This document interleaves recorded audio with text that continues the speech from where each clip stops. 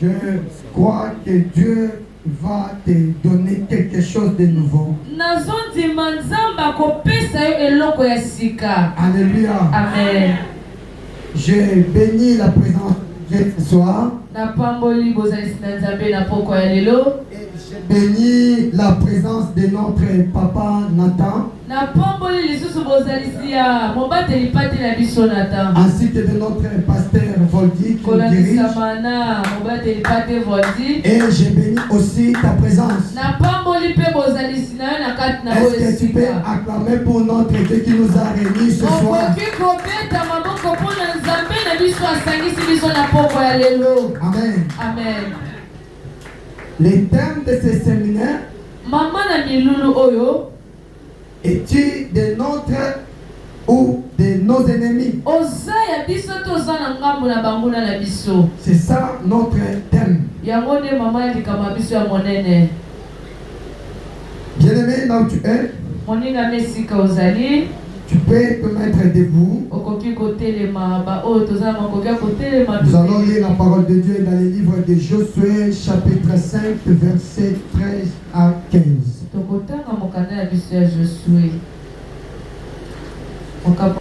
Comme Josué était près de Jéricho, il leva les yeux et regarda. Voici un homme s'est tenait debout devant lui, son épée nie dans la main. Il alla vers lui et lui dit: est-il de notre ou de nos ennemis? Il répondit: non, mais je suis le chef de l'armée de l'Éternel. J'arrive maintenant. Josué tomba le visage contre terre, se prosterna et lui dit: qu'est-ce que mon Seigneur dit à son serviteur? Et le chef de l'armée de l'Éternel dit à Josué: ôtez tes souliers de tes pieds, car les lieux sur lesquels tu te tiens est saint. Tu acclames et tu peux t'asseoir. Matthieu 13, verset 33.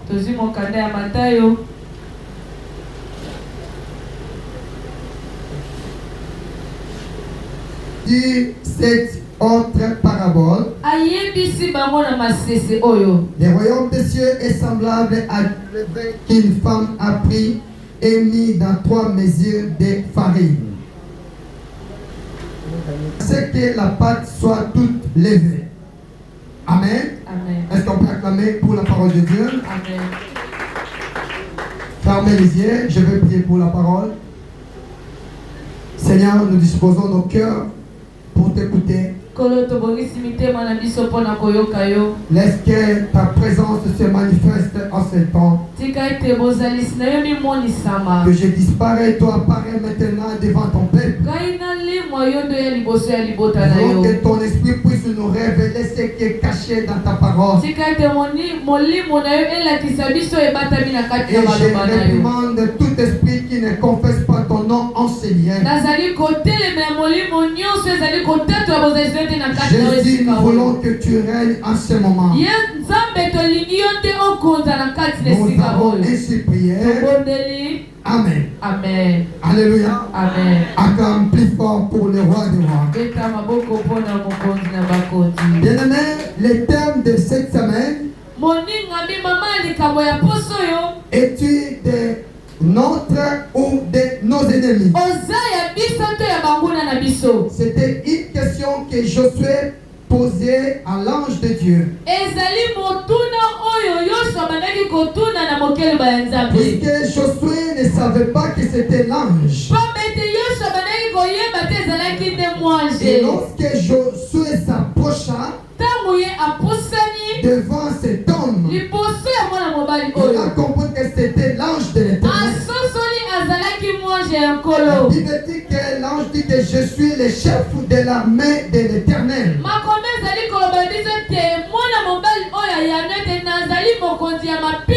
Et Josué voulut s'approcher de l'ange. Et l'ange disait, ne t'approche pas. Ôte tes sandales. Car le lieu où tu te tiens, c'est un lieu saint. La Bible dit que Josué tomba par terre. Bien-aimé, pendant ces 3 jours, il y a des hommes de Dieu qui ont parlé de ces messages.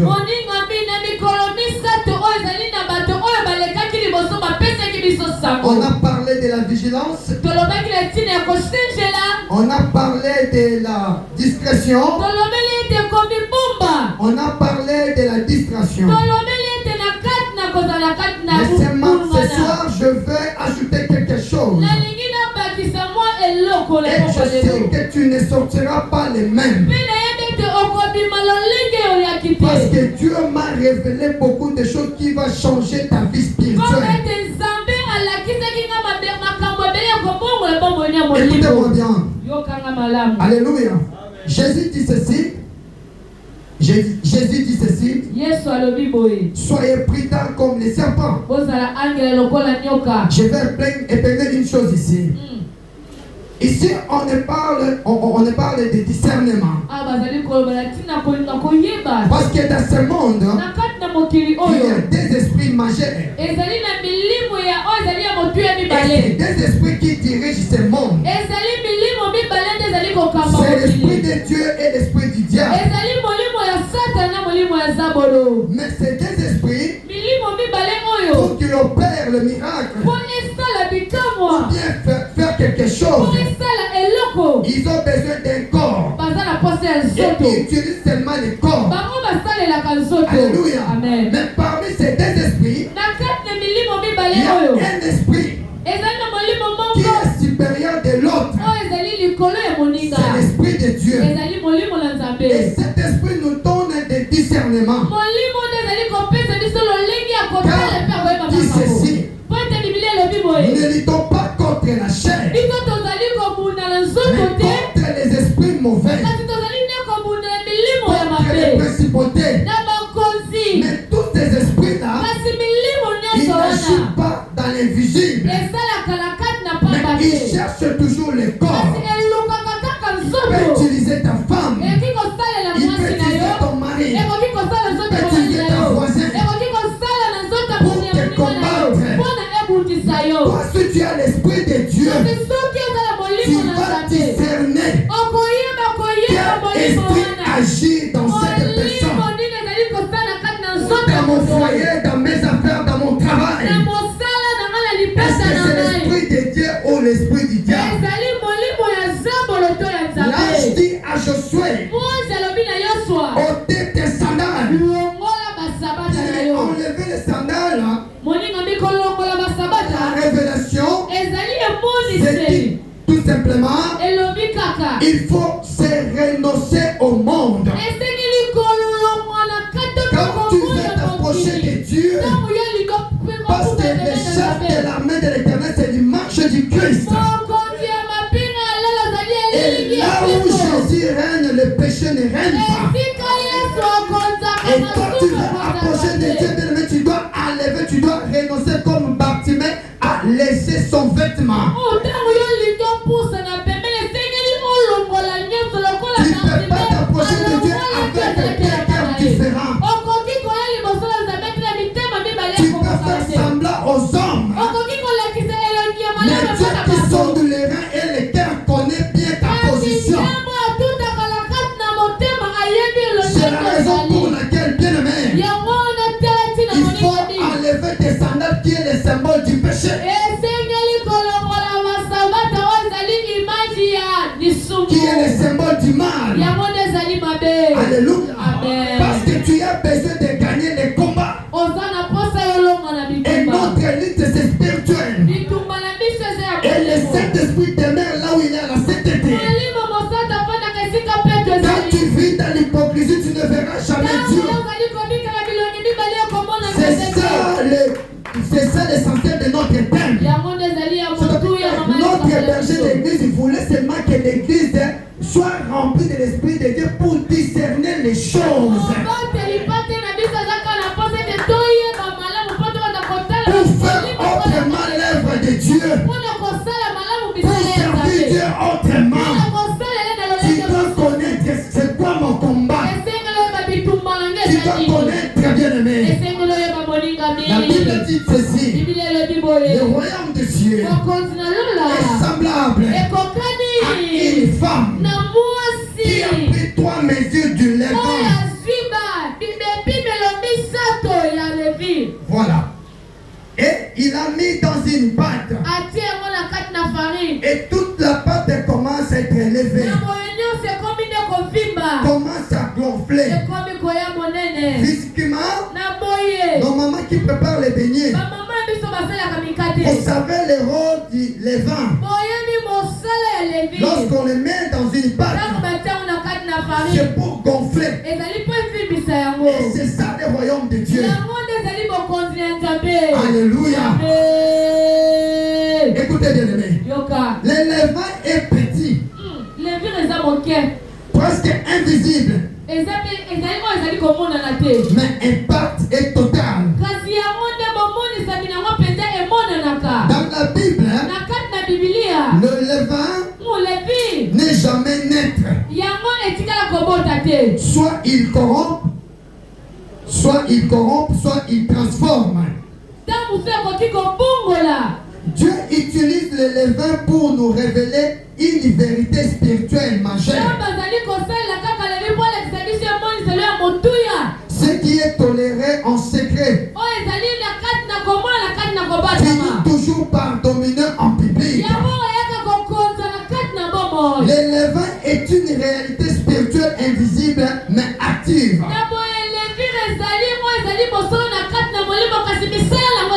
Le levain agit en silence. Le levain ne fait pas de bruit. Ne demande pas d'attention. Mais travaille constamment. Écoutez, je vais révéler les levains. 5, verset 9. Quelqu'un peut le lire vite. Amen. Et peut de levain peut lever toute la pâte. Spirituellement, cela nous enseigne que une pensée, une doctrine, une attitude, Dieu fonctionne par sémence. Petite au départ, puissant à l'arrivée. Maintenant, je m'explique. L'élévant, c'est la parole de Dieu. C'est la parole. C'est ça, l'élévant. Quand tu t'approches de Dieu, il faut que la parole de Dieu pénètre réellement dans ton cœur. Et cette parole doit transformer ta vie. C'est la raison pour laquelle la Bible dit ceci. C'est lui qui s'approche de Dieu. Mais les dons n'est pas les mêmes. C'est-à-dire que si tu étais sorcière, il faut que tu deviennes saint. Si tu étais magicien, tu vas abandonner la magie. La raison pour laquelle Josué s'est approché de l'ange, il a enlevé ses sandales. La parole de Dieu doit changer ta vie. Tu ne peux pas s'approcher de Dieu et rester le même. Avec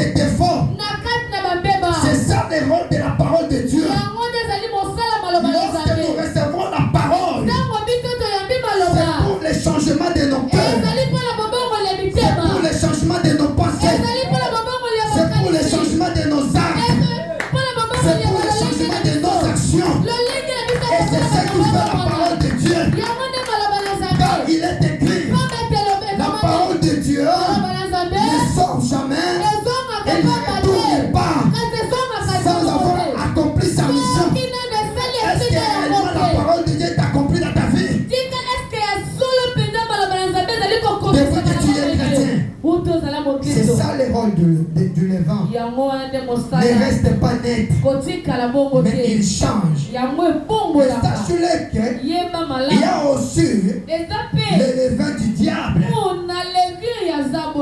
Je vais démontrer ici. Amen. Alléluia. Amen. Écoutez-moi bien.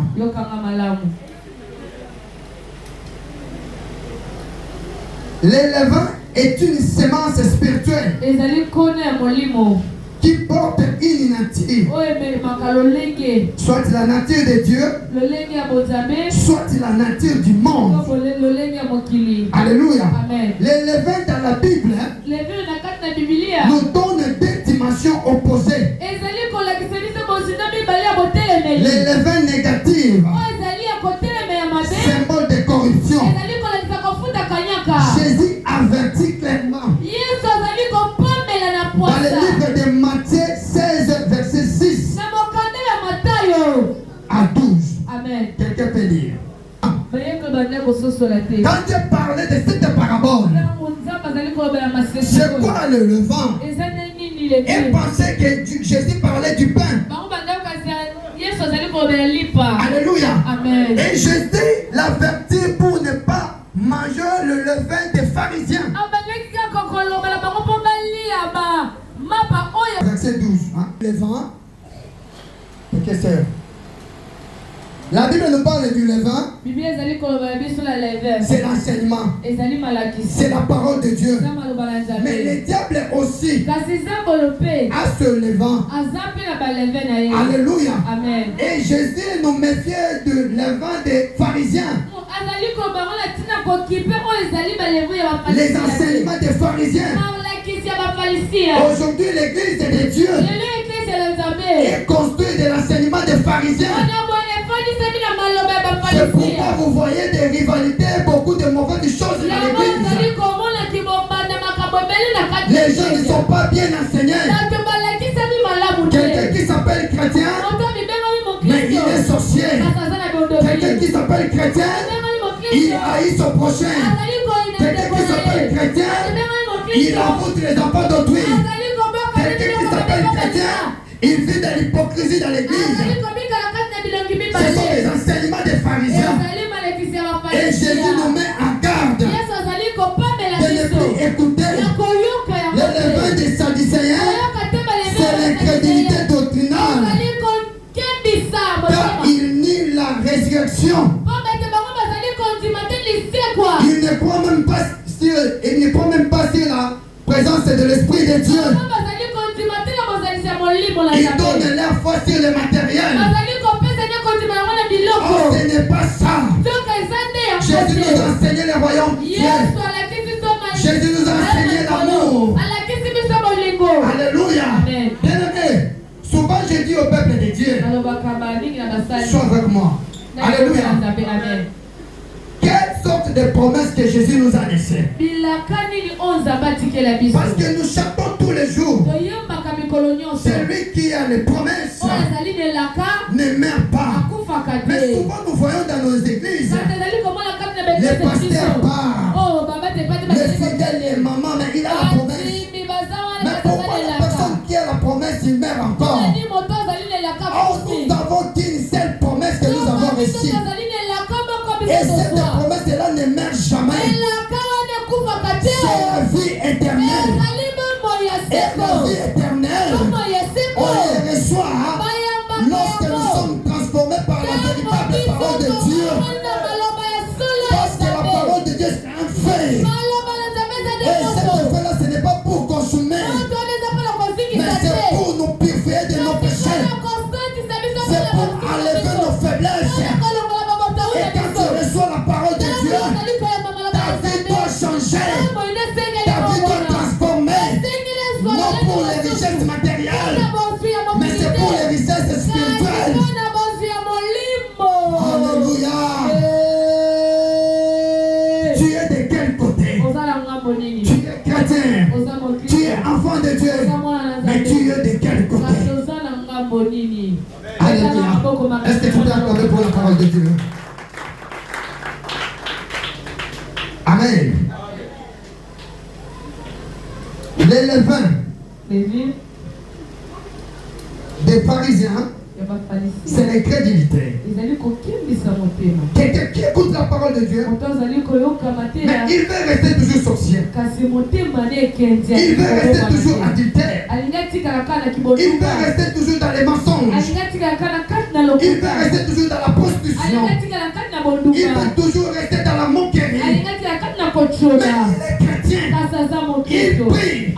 Est-ce que tu es des nôtres? Parce que si tu es des nôtres, tu vas enlever tes sandales. Tu vas humilier ton cœur comme je vais humilier ton cœur. Devant l'ange de Dieu, tu vas humilier ton cœur devant Dieu lui-même. Dieu cherche ton humiliation car il est écrit. Dieu résiste aux orgueilleux. Mais il fait